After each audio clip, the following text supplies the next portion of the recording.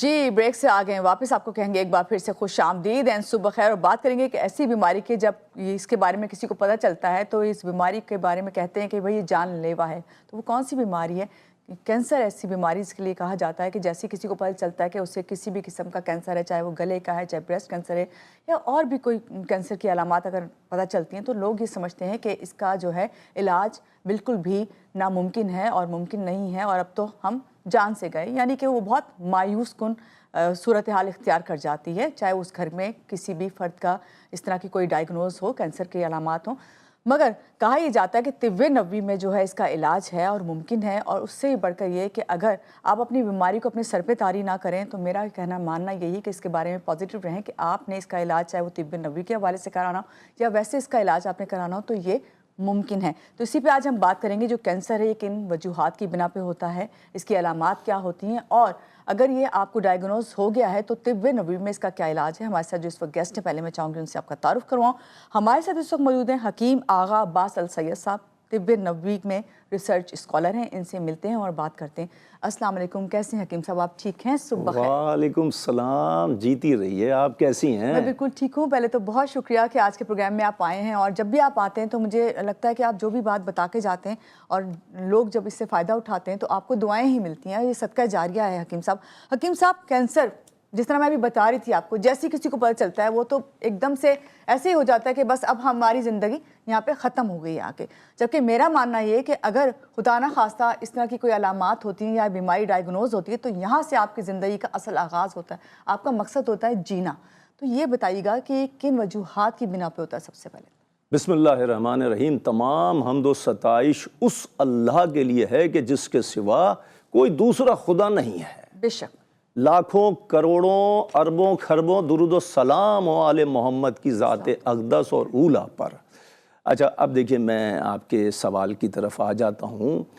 ہوتا یہی ہے کہ جب ڈاکٹر یا طبیب یا حکیم کسی چلتے پھرتے انسان پر, اس کو کینسر ہے, اب وہ چل پھر کے اپنے ڈاکٹر یا طبیب کے پاس گیا, حکیم کے پاس گیا, اب وہ حکیم کہہ دیتے ہیں کہ صاحب آپ تو شاید بس 1 سال کے رہ گئے زندگی آپ کی.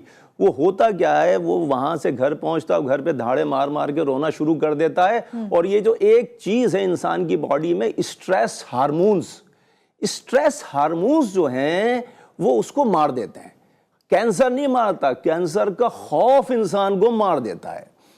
اب جیسے میرے پاس لوگ آتے ہیں کینسر کا مرض لے کے, تو میں ان سے کہتا ہوں کہ دیکھیے حضرت موسیٰ کوہ طور پہ گئے, کوہ طور پہ جانے کے بعد پروردگار سے پوچھا کہ پروردگار یہ بیماری کون دیتا ہے؟ تو پروردگار نے کہا موسیٰ بیماری تو ہم دیتے ہیں. تو حضرت موسیٰ نے ہمت کر کے دوسرا سوال کر لیا, جب بیماری تو دیتا ہے تو شفا کون دیتا ہے؟ تو پروردگار نے کہا موسیٰ شفا بھی ہم دیتے ہیں. تو پھر حضرت موسیٰ نے تیسرا سوال ہمت کر کے کیا, پروردگارا یہ بیماری بھی تو دے رہا ہے, شفا بھی تو دے رہا ہے, تو یہ طبیب کا کیا کام ہے؟ پروردگار نے کہا طبیب کا کام ہے کہ مریض کے دل کو مطمئن کر دے. اس کی گفتگو سے اگر مریض مطمئن ہو گیا تو ہم اس طبیب کی دوا میں چاہے کچھ بھی دے گا ہم شفا دے دیں گے. اب یہ طبیبوں کو بہت کم پتہ ہے کہ مریض کو مطمئن کریں کہ نہیں مرو گے, شفا تو صرف اللہ دے گا. ڈاکٹر, حکیم یا طبیب یہ خدا نہیں ہے. خدا تو واحد لا شریک ہے نا, وحدہ لا شریک ہے پروردگار, وہی بیماری سے شفا دے گا آپ کو. اب میرے کہنے کا مطلب یہ ہے, میں ایک قصہ لوگوں کی نظر کر دیتا ہوں, تبرکن ایک قصہ لوگوں کی نظر کرتا ہوں آل محمد کا. چونکہ میں طبیب ہوں, حکیم ہوں, رسول خدا کی طب کا, طب نبوی کا طبیب ہوں, طب اہل بیت کا طبیب ہوں, تو میں ایک نسخہ ان کی نظر کرتا ہوں لوگوں کے. امام محمد باقر علیہ السلام کے پاس ایک شخص آیا اور آنے کے بعد کہا کہ مجھے لا علاج قرار دے دیا. تمام طبیبوں نے, کیا ہوا مرض؟ اس نے کہا سرطان ہو گیا ہے, اور ڈاکٹروں نے, طبیبوں نے اس وقت کہا کہ آپ لا علاج ہو گئے. اب وہ بڑا مایوس تھا, تو امام محمد باقر علیہ السلام نے اس سے کہا کہ تو مایوس کیوں ہوتا ہے, تیرا ایمان یقین نہیں ہے, توکل نہیں ہے اللہ پہ. اس نے کہا ہے. تو پھر اس توکل پہ رہ, تو میں تجھے علاج بتاتا ہوں. اب دیکھیے سوال کیا پوچھتے ہیں تم نے اپنی بیوی کو حق مہر کی رقم ادا کر دی. اب دیکھیے بیماری کچھ ہے, سوال کیا, امام سوال کیا کر رہے ہیں. تو اس نے کہا یبنا رسول اللہ, میں نے اپنی بیوی کو حق مہر دے دیا, اس پیسے میں سے شہد خرید کے لاؤ. اچھا شہد خرید کے لایا, پھر بارش کا پانی امام کے پاس تھا, بارش کے پانی میں وہ شہد ملایا, سورہ الفاتحہ پڑھی 41 مرتبہ اور اس سے کہا یہ پی لو, اور پھر اس سے کہا چند دن تک یہی شہد اور بارش کا پانی ملانا, سورہ فاتحہ پڑھنا, پی لینا, اور پھر کچھ دن کے بعد آن کے بتاؤ اب جو آتا ہے کچھ دن کے بعد بس زانوں کو طے کرتا ہے, امام کی خدمت میں زانوں کو طے کرتا ہے, رونا شروع کر دیتا ہے, ہاتھوں کو جوڑ لیتا ہے, کہتا تمام میں اتنا بڑا تاجر, تمام طبیبوں نے مجھے منع کر دیا, یہ شہد اور پانی سے, بارش کے پانی سے میں کیسے ٹھیک ہو گیا, یہ ابن رسول اللہ مجھے راز بتا دیجئے. امام نے فرمایا کہ سن, قرآن کے اندر اللہ نے کہا کہ ایک پیسہ ہے جو بہت ہی پاک اور طاہر ہے, وہ پیسہ عورت کا حق مہر ہے. دنیا کو نہیں معلوم حق مہر کا پیسہ, اللہ قرآن میں کہہ رہا ہے کہ یہ طاہر اور پاک پیسہ ہے. خوبصورتی سے سمجھائیے یہ بات. ہاں, اور پھر کہا کہ یہ اللہ نے ایک اور بات کہی کہ ایک پانی ہے جو بہت ہی پاک اور طاہر ہے, وہ بارش کا پانی ہے. تو مولا نے فرمایا یہ راز ہے شفا کا, جب تو نے دونوں پاک طاہر چیزیں ملائیں, اس پہ اللہ کی وہ سورہ پڑھا جس میں سوائے اللہ کی رحمت کے اور اللہ کی شفا کے کچھ نہیں ہے. سورہ الفاتحہ پڑھ کے تو نے چند دن پیا, تیری بیماری غائب ہو گئی. یاد رکھیے کہ اللہ کے قہر پر ہمیشہ اس کی رحمت کا غلبہ ہوتا ہے. بالکل. آدم پر اللہ کچھ عرصے کے لیے آدم کی غلطی کی پنشمنٹ دی, اس کے بعد رحم کر دیا. معلوم چلا ہمیشہ اولاد آدم پر اللہ کی رحمت کا غلبہ یوں رہا, لیکن یہ اولاد آدم جو ہے اس کی سرکشی نہیں جاتی, اس کی سرکشی نہیں جاتی, ظلم کرتا ہے. اب دیکھیے آپ نے بہت ساری عورتوں کو کینسر کم ہوتا ہے, عورتوں کو کینسر کم کیوں ہوتا ہے, مردوں کو کینسر زیادہ کیوں ہوتا ہے. اب آپ دیکھیے گھروں کے اندر ہی لے لیجئے کہ گھر میں تربیت کے نام پر اپنی ہی اولاد کو بہت مارتے ہیں, ظلم ہے, ظلم ہے. آپ کو پتہ ہونا چاہیے آپ کا خون ہے, آپ کا نطفہ ہے, آپ کی ہڈی ہے, آپ کا گوشت ہے, آپ اس بے دردی سے لکڑی سے ماریں گے کہ اس کے نشان بن جائیں گے, پیروں میں درد ہوگا. بیوی کو غیرت کے نام پہ مارتے ہیں. اتنا ظلم جب کریں گے, جتنا بڑا گناہ ہوگا اتنی بڑی بیماری اللہ دے گا. یہ بات مرد بھول جاتے ہیں.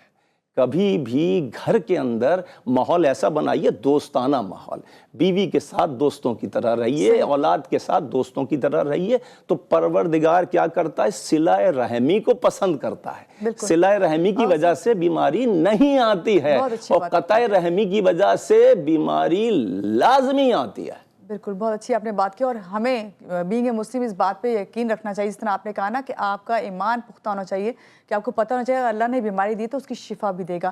اب آپ سے جاننا چاہیں گے طب نبوی کے کچھ ایسے علاج جس سے ہم جو ہے اگر اس طرح کی کوئی بیماری ڈائیگنوز ہوتی ہے تو علاج کر سکیں. اب دیکھیے قرآن پاک میں سورہ نحل میں اللہ نے فرمایا کہ ہم نے شہد میں لوگوں کے لیے شفا رکھی ہے.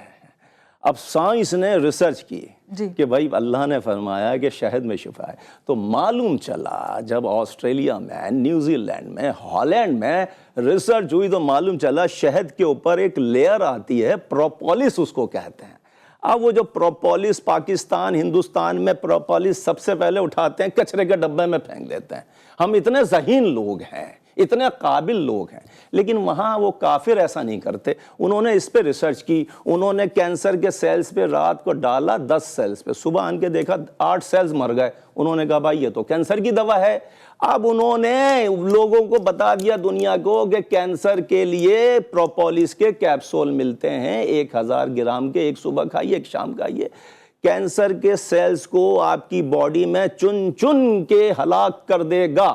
کوئی بھی کینسر ہو, کسی بھی ٹائپ کا کینسر ہو, پروپولس جو ہے کینسر کے سیلز کو. اور یہ قرآن نے کہا کہ شہد میں ہم نے شفا, وہ شہد کا حصہ ہے, شہد کا جز ہے. اچھا دوسرا علاج بتا رہا ہوں کہ یہ جو میٹھا سوڈا ہوتا ہے ہر گھر میں ہوتا ہے the institute of living of امریکہ کی لیونگ انسٹیٹیوٹ میں یونیورسٹی میں یہ ریسرچ ہوئی کہ میٹھا سوڈا جو ہے چی وان ڈانگ جو سائنٹسٹ ہیں انہوں نے کہا جی میٹھا سوڈا جو ہے اگر پانی میں گھول گھول کے صبح سے لے کے رات تک 3-4 دفعہ مریض کو پلائیے، سینسر کے خلیے، سینسر کے سیلز کو وہ بھی ڈھونڈ ڈھونڈ کے مار دیتا ہے۔ حکیم صاحب کتنا وہ ابھی جو لوگ سن رہے ہیں کہ اگر میٹھا سوڈا آپ نے پینا ہے دن میں تو وہ کتنا، دیکھیے ایک گلاس یا آدھا گلاس پانی میں آپ اس کو گھولیے، ایک چٹکی نہیں آدھا چائے کا چمچ گھولیے اور پی جائیے۔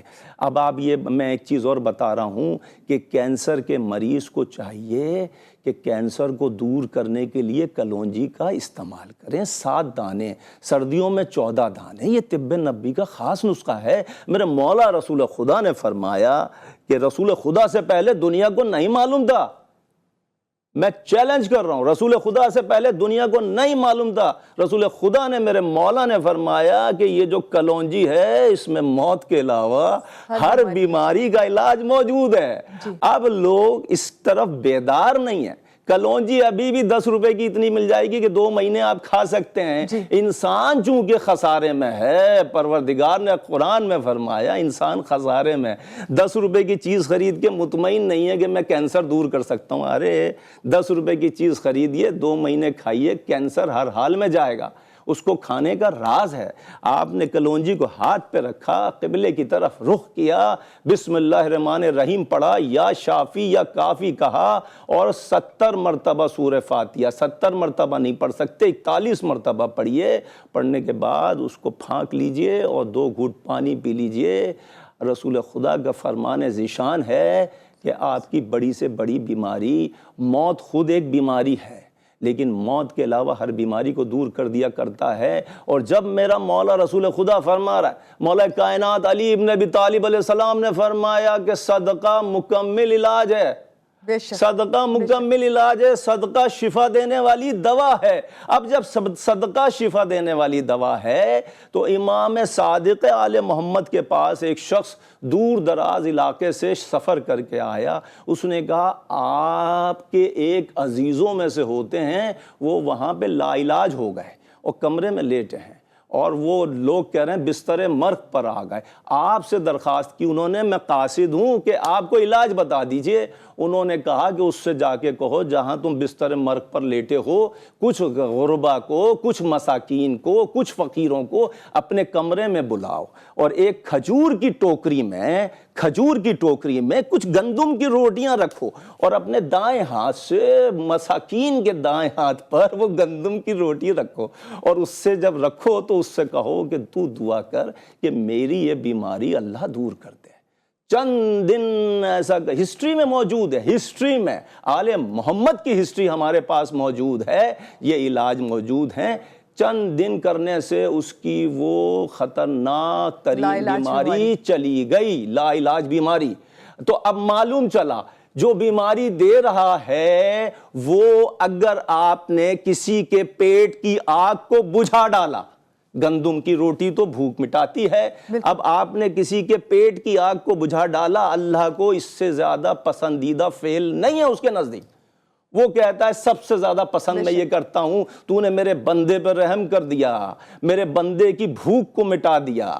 تو اب جو وہ بندہ جس کی بھوک مٹی وہ کہہ رہا ہے کہ اس کی بات کو مان لے، اس کو شفا دے دے، تو پروردگار نے کہا کہ میں مساکین کی دعاؤں کو قبول کرتا ہوں، میں غربا کی دعاؤں کو قبول کرتا ہوں، اور میں مریض کی دعا کو بھی قبول کرتا ہوں۔ یاد رکھیے اگر کسی مریض کی عیادت کو جائیے تو اس سے کہیے میرے لیے دعا فرما دیں، چاہے آپ 2 منٹ بیٹھیں، 2 گھنٹے بیٹھیں، لیکن اس سے کہیں کہ میرے لیے دعا کیجئے، کیونکہ وہ کہتا ہے میں 70 ماؤں سے زیادہ تجھ سے پیار کرتا ہوں۔ اب وہ کہہ رہا ہے کہ میں پیار کرتا ہوں تو وہ رحم کر رہا ہے اس پر، اور وہ جو کہے گا وہ ہوگا۔ اچھا میں یہاں ایک خاص بات بتا دوں، کینسر کا مرض جو ہے وہ آپ یہاں سے لوگ امریکہ جاتے ہیں، کینیڈا جاتے ہیں، انگلینڈ جاتے ہیں، پھر بھی ڈیڈ باڈی آ جاتی ہے، تو بھائی آپ نے تو لاکھوں اربوں روپے اٹھا دیے، پھر بھی بھائی کینسر کا مرض تو آپ کی ماں کی دعاؤں سے بھی ٹھیک ہو سکتا ہے،